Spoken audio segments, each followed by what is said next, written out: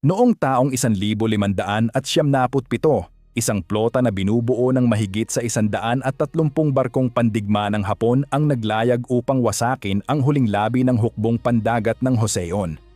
Ngunit ang natagpuan lamang nila ay 13 barkong nasira na ng panahon, sa pamumuno ng isang admiral na pinahirapan at iniwan ng kanyang sariling hari upang mamatay. Ang kasunod na labanan ay dapat naging isang pagkatay, ngunit hindi iyon nangyari. Ang kwento kung paano nagawa ng itinakwil na admiral na ito ang imposible ay hindi nagsisimula sa dagat, kundi sa nakakasakal na kadiliman ng isang selda sa bilangguan, kung saan ang kapalaran ng isang bansa ay nakasalalay sa kalooban ng isang taong wasak. Dito nakaupo, nakagapos sa kadena, si Admiral Yi Sun-sin, ang pinakadakilang bayani ng bansa. Ang malamig na bato ng selda ay humigop sa init mula sa kanyang mga buto, nagdulot ng isang tuloy-tuloy at mapurol na kirot na sumasalamin sa sakit sa kanyang puso. Sa loob ng 6 na taon, siya lamang ang tanging dahilan kung bakit hindi bumagsak ang kanyang bansa. Mula sa kubyerta ng kanyang punong barko, napanood niya ang usok ng mga nasusunog na nayon sa abot tanaw at sinagot ang mga ambisyon ng kaaway gamit ang taktikal na apoy. Ang kanyang makabagong pormasyon na Crane Wing ay nagpabago sa mga labanan sa dagat bilang mga obra maestra ng orkestradong pagkawasak. Hindi siya kailanman natalo sa isang labanan, hindi kailanman sumuko kahit isang barko. Ang kanyang pangalan ay naging panalangin sa mga labi ng kanyang mga tao at isang sumpa sa bibig ng kanyang mga kaaway. Ngunit ang kanyang mga tagumpay ay nagbigay sa kanya ng isang mas mapanlinlang na kaaway. Ang kanyang sariling paranoid na hari na nakita ang reputasyon ng admiral hindi bilang kalasag ng bansa, kundi bilang banta sa kanyang trono. Ang mga bulong ng mga naiinggit na karibal sa maharlikang korte na madulas pa sa lason ay binaluktot ang kanyang mga tagumpay bilang mga gawa ng pagsuway. Ang isang maingat na inilatag na bitag ng maling impormasyon mula sa mga Hapon ang nagbigay ng huling tulak na kailangan ng hari. Kumbinsido na ang kanyang pinakadakilang general ay isang traidor, ipinaaresto niya si Yi, kinaladkad sa kabisera ng may kahihiyan, at isinailalim sa brutal na pagpapahirap. Ang kanyang katawan ay nasira, ngunit ang kanyang kalooban ay hindi nila mapabagsak. Bilang kapalit niya, nagtalaga ang hari ng isang arugante at padalos-dalos na karibal, isang taong naghahangad ng kaluwalhatian ni Yi ngunit wala ng kanyang disiplina. Habang nagdurusa si Yi sa kanyang selda, nakikinig sa pagpatak ng tubig at pagtakbo ng mga daga. Ang bagong komander na ito ay binigyan ng kontrol sa buong plota ng Joseon, ang buong buhay na trabaho ng admiral. Ang bawat barko ay kilalang kilala ni Yi, mula sa butil ng kahoy hanggang sa kaluluwa ng mga tripulante. Ang karibal, na desperado para sa isang tagumpay na magpapatibay sa kanyang sariling alamat, ay direktang dinala ang hukbong dagat sa isang patibong ng mga Hapon. Ito ay hindi isang labanan, ito ay isang pagpuksa. Ang sumunod na masaker ay halos nagbura sa hukbong pandagat ng Joseon sa ibabaw ng mundo. Sa loob ng mga pader ng kanyang bilangguan, narinig ni Yi ang mga alingaw-ngaw, mga putol-putol na bulong mula sa mga gwardiya tungkol sa isang malaking sakuna sa dagat, tungkol sa apoy na lumamon sa tubig. Ipinikit niya ang kanyang mga mata at nakita ito. Ang pagkatilad ng mga kahoy na pino, ang pagkabali ng mga layag, ang mga sigaw ng kanyang mga tauhan habang nilalamon sila ng mga alon. Mula sa halos 200 barkong pandigma, 12 na lamang ang natira. Nagkawatak-watak na parang mga takot na hayop. Ang balita ay tumama sa kabisera bilang isang nakamamatay na dagok. Ang dagat, na dating kuta ng Joseon, ay naging daanan na ngayon ng mga Hapon. Ang kanilang mga hukbo na madali nang nasusuplayan ngayon ay maaari nang sumulong ng walang hadlang. Ang ganap na pagbagsak ng bansa ay nalalapit na. Sa kanyang pagkataranta, ang tanging pag-asa ng hari ay ang bayaning hinayaan niyang mabulok. Ang pagpapatawad ay hindi paghingi ng paumanhin. Ito ay isang gawa ng purong desperasyon. Ngunit ang tunay na tanong ay, kaya ba ng isang taong nawalan ng dangal, na walang natitirang sandata kundi mga multo at mga wasak na labi ng isang dating maluwalhating hukbong pandagat na talagang labanan ang isang imperyo? Ang tanawing sumalubong kay Yi Sun-sin sa kanyang paglaya ay isang larawan ng matinding kawalan ng pag-asa. Sa katimugang baybayin, 13 barkong binugbog ng panahon ang nakasilong sa isang maliit na look. Ang kanilang mga katawan ay puno ng pilat. Ang kanilang mga layag ay gula-gulanit. Hindi sila mukhang mga barkong pandigma, kundi mga sinaunang, sugatang hayop na umahon sa pampang upang mamatay. Naglakad siya sa gitna ng pansamantalang kampo, kung saan ang hangin ay mabigat sa amoy ng basang kahoy, luma na takot, at pagkatalo. Ang mga lalaki, ang kanyang mga tauhan, ay mga hungkag na anyo na lamang ng mga mapagmataas na mandaragat na dati niyang pinamunuan. Ang kanilang mga mata ay walang laman, minumulto ng alaala ng apoy at mga sigaw ng kanilang nalulunod na mga kasamahan. Sila ay mga mandaragat na nawalan ng dagat, mga mandirigma na nawalan ng tapang. Tumingin sila sa kanilang nagbalik na kumander na may kakarampot na ningning ng pagkamangha, tulad ng mga huling baga ng namamatay na apoy. Siya ang alamat na hindi pa natatalo. Ngunit ano pa ang magagawa niya ngayon? Anong mahika ang kaya niyang gawin gamit ang ilang pira-pirasong mga labi na ito? Ang pakiramdam ng kawalan ng pag-asa ay hindi lamang bulong sa kampo. Ito ay isang sigaw mula sa trono. Isang utos ng hari ang dumating, dala ng isang mensahero na ang mukha ay maskara ng malungkot na katiyakan. Ang mensahe ay simple at mapangwasak. Wala ng pag-asa ang sitwasyon. Napagpasyahan ng hari at ng kanyang korte na ang kanilang maliit na puwersang pandagat ay hindi makaliligtas. Ito ay isang maharlikang utos na sumuko. Inutusan si Yi na palubugin ang kanyang mga barko, alagbuhi tamasin at palabuod yiha. Palubugin ang kakarampot na natitira sa kanilang dangal sa dagat at dalhin ang kanyang mga tauhan sa hukbong katihan. Nang basahin ni Yi ang utos sa kanyang mga opisyal sa madilim na liwanag ng kanyang tolda, bumalot ang isang mabigat na katahimikan. Kasing kapal ng pakiramdam na para bang nasa ilalim na sila ng dagat. Ito na ang katapusan? Ang kanilang huling, desperadong paninindigan ay natapos na bago pa man ito magsimula. Tumingin sila sa kanilang admiral. Ang pagtanggap sa kapalaran ay nakaukit sa kanilang mga mukha. Naghihintay na ibigay niya ang utos na lisanin ang mga barko. Sa halip, tinupi niya ang kautusan sa isang kalmado at sadyang kilos. Tumingin siya sa kanilang ulunan, itinuon ang kanyang paningin sa abot-tanaw na tila nakikita ang mismong hinaharap at nagsimulang magsulat. Bumuo siya ng isang liham sa trono na aalingaw-ngaw sa kasaysayan. Ito ay hindi isang pakiusap. Ito ay isang deklarasyon ng puro at hindi natitinag na paglaban. Kamahalan, isinulat niya, "Mayroon pa akong 12 barko sa ilalim ng aking pamumuno at ako ay buhay pa. Hanggat ako ay nabubuhay. Hinding-hindi mangangahas ang kaaway na maliitin ang ating karagatan." Ang nag-iisang pangungusap na ito ay isang kulog sa katahimikan ng kawalan ng pag-asa. Ang mga salita ay kumalat na parang apoy sa maliit na plota, na nagsindi ng siklab sa mga puso na matagal nang nanlamig. Ito ang pinunong naaalala nila. Ang lalaking hindi marunong umatras. Ilang araw ang lumipas, tila nahatak ng panibagong diwang ito. Isang ika-13 barko na ang kapitan ay nagtago nito pagkatapos ng pagkatalo ang dumating upang sumali sa kanila. Ngayon ay 13 na sila. Isang nakakaawang bilang, ngunit hindi na lamang basta isang grupo ng mga nakaligtas. Ito ay isang pahayag. Ito ang sandali kung kailan nagsimulang magbago ang takbo ng digmaan. Upang makakita ng higit pang mga kwento tungkol sa mga pinunong nagpabago ng kasaysayan, siguraduhing mag-subscribe sa aming channel. Sinimulan ni Yi ang masusing trabaho upang hubugin muli ang mga taong ito. Alam niyang ang kanilang mga kaluluwa ay mas nasira kaysa sa mga katawan ng barko. Hindi siya nagbigay ng malalaking talumpati. Ang kanyang pamumuno ay nasa kanyang presensya. Ang kanyang hindi natitinag na determinasyon ay isang bato sa kanilang dagat ng takot. Naglakad siya sa gitna nila, sinusuri ang mga pagkukumpuni. Ang kanyang tahimik na kumpiyansa ay isang walang kibong pangako. Walang humpay niya silang sinanay. Ang pamilyar na ritmo ng disiplina sa dagat ay naging balsamo sa kanilang mga sirang isipan. Ibinahagi niya ang kanilang kakarampot na rasyon. Pinapatunayan na ang kanilang admiral ay nagdurusa gaya nila. Nakinig siya sa kanilang mga bangungot. Hindi nang may awa, kundi nang may pag-unawa na nagpanday ng isang bigkis na mas matibay pa sa asero.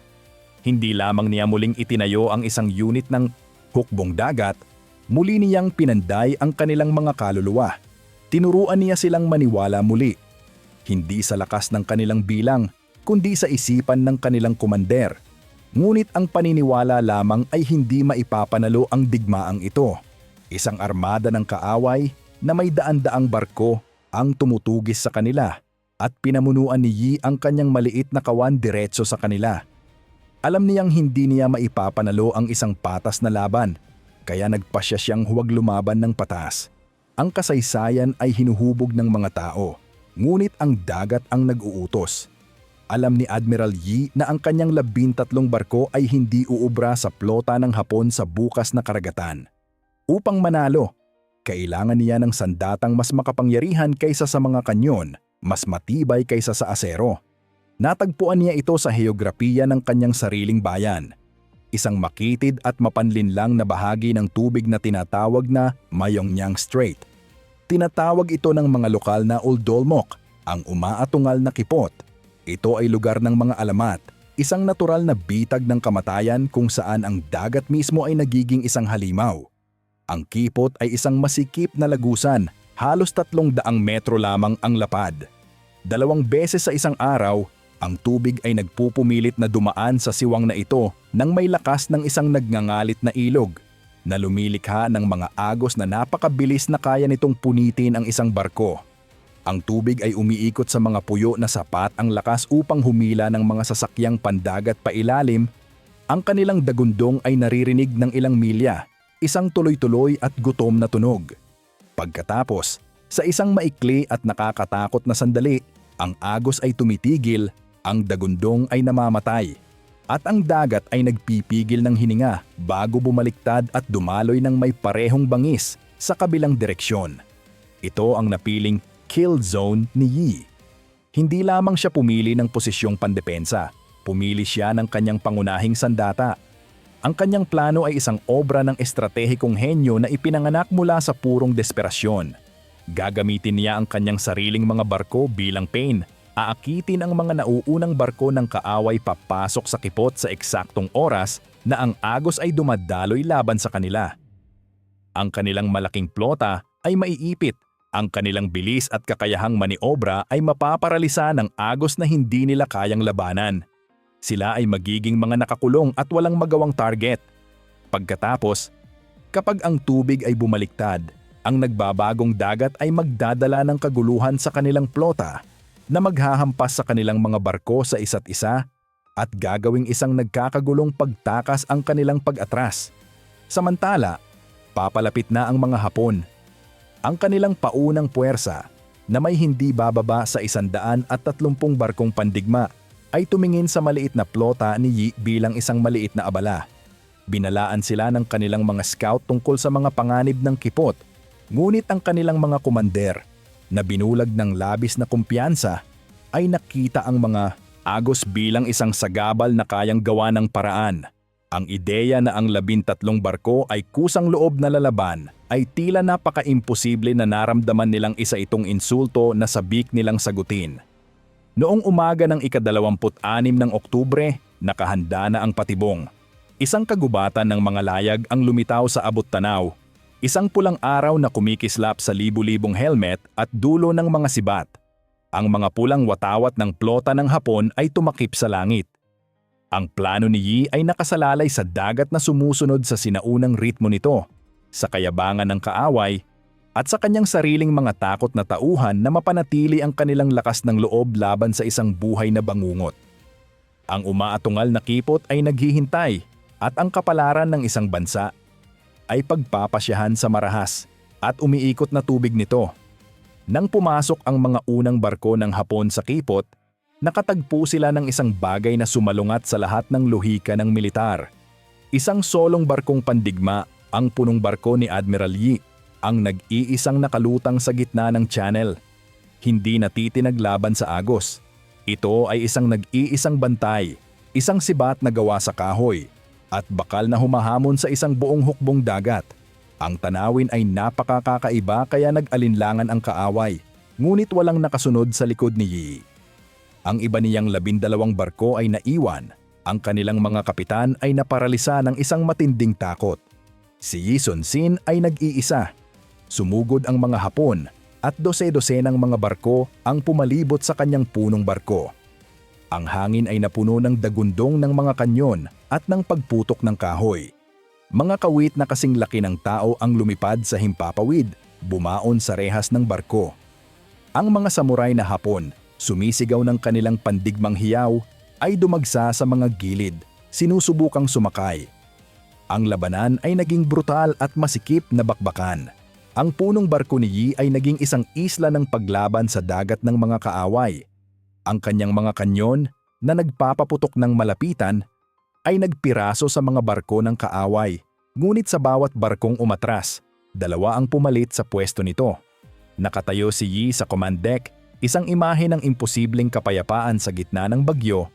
Ang kanyang boses ay hindi kailanman tumaas, isang malinaw at matatag na presensya na tumagos sa ingay ng labanan.